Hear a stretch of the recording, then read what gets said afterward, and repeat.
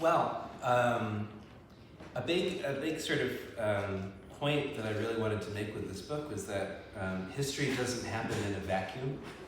You know, everything has its place, and part of the works that the things that really were so inspiring and so meaningful to me as a young artist and a burgeoning writer is the work that Alan and Ian has done with a real sense of place, because that's how I see. I also have a sense of place, and as I said, history doesn't happen in a vacuum. And Salem is always thought of as this sort of New Yorker cartoon, this sort of people in log cabins with pitchforks, and torches going after each other. It's kind of a thing that exists in the American consciousness. Everyone has an idea of what it is, but then people come to Salem and there's this divide, isn't there? There's this divide between this idea of what happened there and the place where you are. And I kind of wanted to do a book which kind of peels back, almost in Alan's Jerusalem, where you can physically peel back time, to do that with, so you can walk around Salem and go, oh, this is actually where this happened.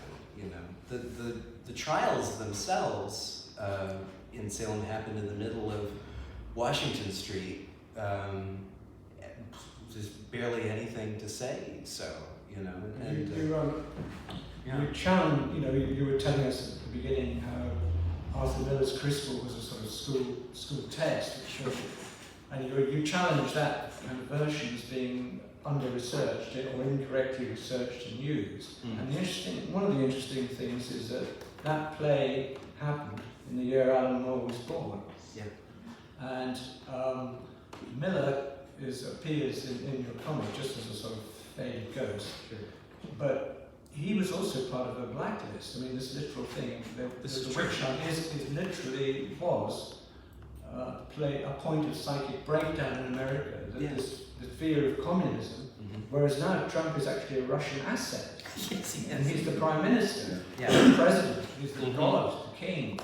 The Miller period, people couldn't work in the kind of industries you're working now if there was any shadow that they had ever been to a meeting of the Communist Party somewhere. Yeah. These things have cycles. And so the film, The Witches of Salem, which was derived from The Crucible, had to be made in France because Arthur Miller's name could not appear on it in America. And it was made with Simon Signoret and Yves Montand in it.